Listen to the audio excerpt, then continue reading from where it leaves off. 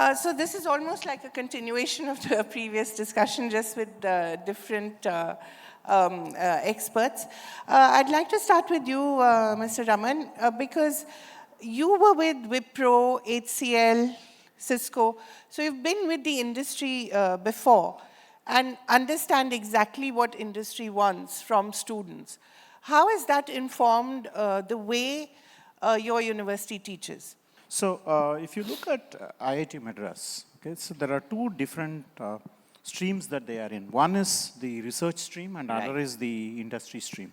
By industry stream, I'm talking about the IIT Madras Research Park. Which is Pravartak. Which is Pravartak. Pravartak is a part of Research Park. Right. So the research part of it is fine. You publish papers, you get good patents. But how are you going to translate that research into products and market it? See, this is two different ball games because I think both are two different extremes. You could have a fundamentally great patent, but it may not be converted as a product. Yeah. You might be having a worst idea, but that could be a great product.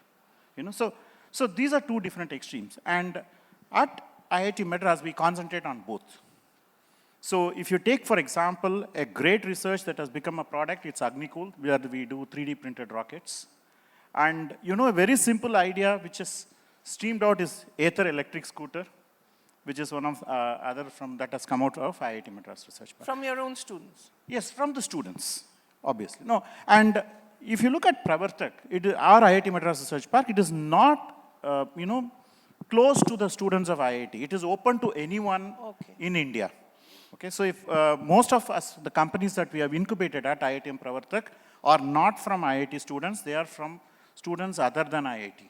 But they can come to you with a great idea and yes, they can come to us. We have come under something known as National Mission on Interdisciplinary Cyber-Physical Systems.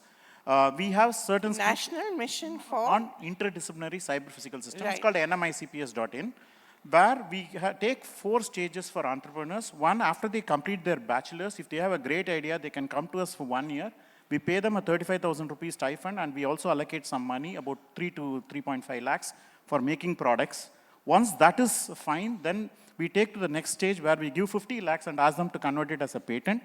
We give another 50 lakhs and then ask them to convert it as a product, and then we take them to VCs. So in Pravartak, for example, we are just 2 years old. 4 companies have got VC funding. One from Sequoia Capital, which funded Apple and Google. So the opportunities for these students are huge today. It's not just going for a job, after skilling, I go for a particular job and then, I earn money. But what we see as a problem is that the students still haven't developed the mindset for entrepreneurship. There is no, they are afraid of taking risks. I know one student who came back and said that, sir, if I do a startup, I won't get married. It has gone to that extent.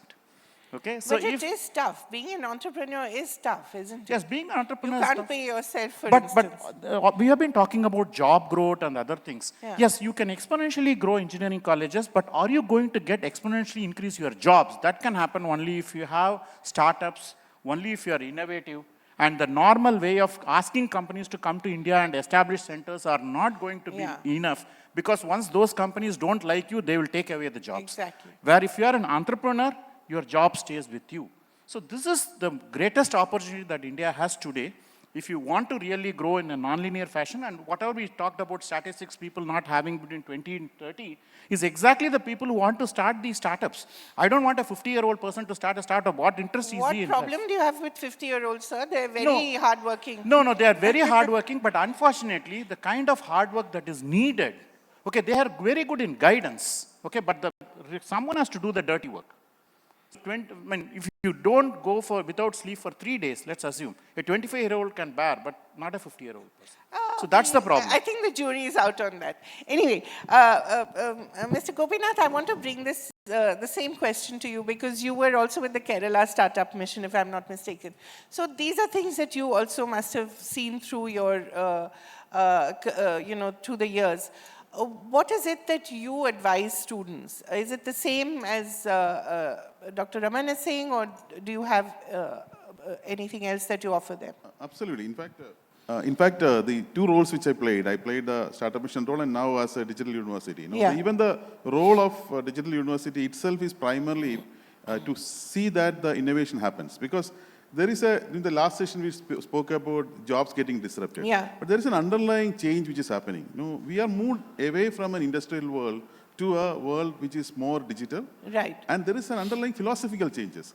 If you look at most of the products which we are now familiar with, take about WhatsApp or Meta, which change our life, they all came from small companies. They did not come from big companies. Absolutely. So you are primarily moving to a world where we think about very large organizations to smaller organizations which are going to become successful.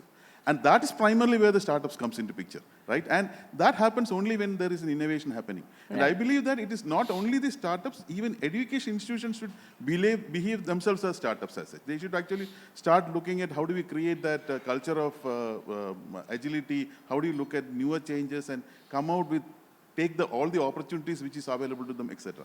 The only addition which I want to add to what he spoke about is that when you speak about startups, many times we only think about value-based startups.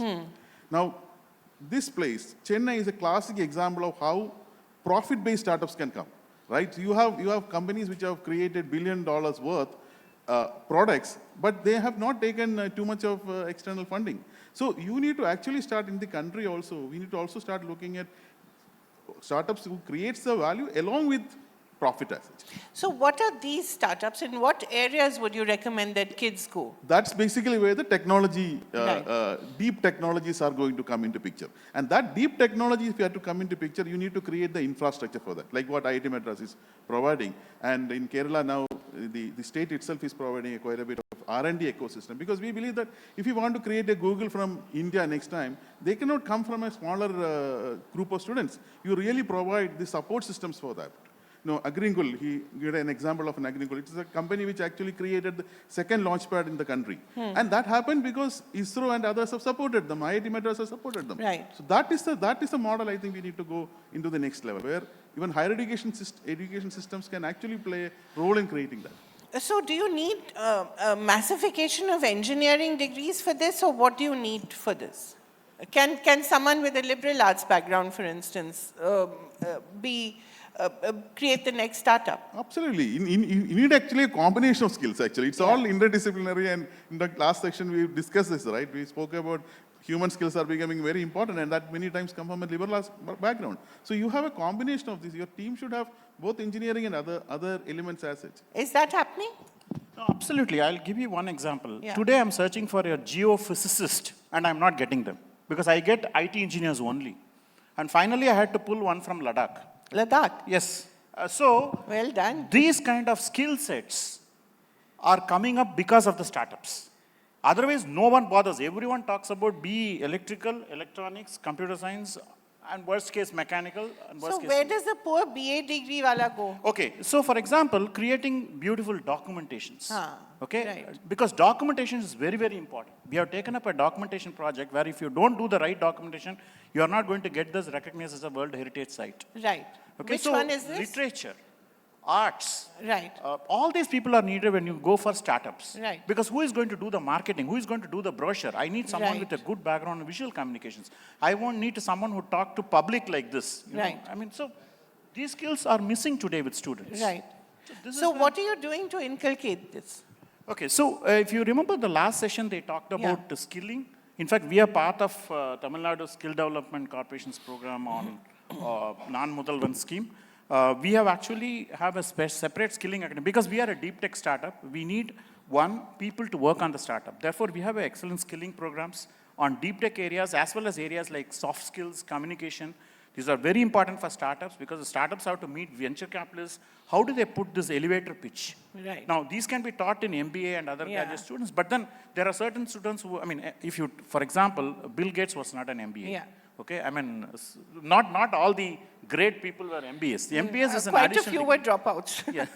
So, but that doesn't mean that you have to be a dropout. No, so the point is that, these skill sets are now lacking with a lot of people, and they have to talk, they have to go to debates, they have to sell their product, okay? Right. So if that skill set comes, I think... Is that happening with you, sir? Yes. In fact, I think I also wanted to say that it is not true that if you are taken a graduation in history or geography, you should not be a technologist. In fact, our university is a postgraduate university. Our one other focus is how do you take people from non-technical domains into the digital domain. So we Right. have a person who has done a life sciences getting a course on bio AI. A Right. person who is doing a course on geography will go into a geospatial analytics. A person who is doing a media will go into a media tech. So you are primarily marrying both. So you primarily excel your existing course. Because if you look at digital humanities, for example, unless a person has got background in arts and culture, the person will not be able to do that at all. Right. So when we think about preservation of our culture, you are going to the next level,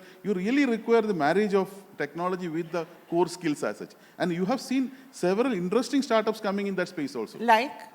Like, so you have many of the legal tech startups who have come. Right. Just like we have UPI, which has been created for financial, we may require an UPI, similar UPI system in the legal system. So that our... to hasten the exactly, process of... because we have such a large pendency Yeah, of cases, right. right? So such So sort people of, are working on in yes, this people area? are working on that. What are the other areas people are working? So for example, when he talked about legal, we are actually working with the Supreme Court on some of these things.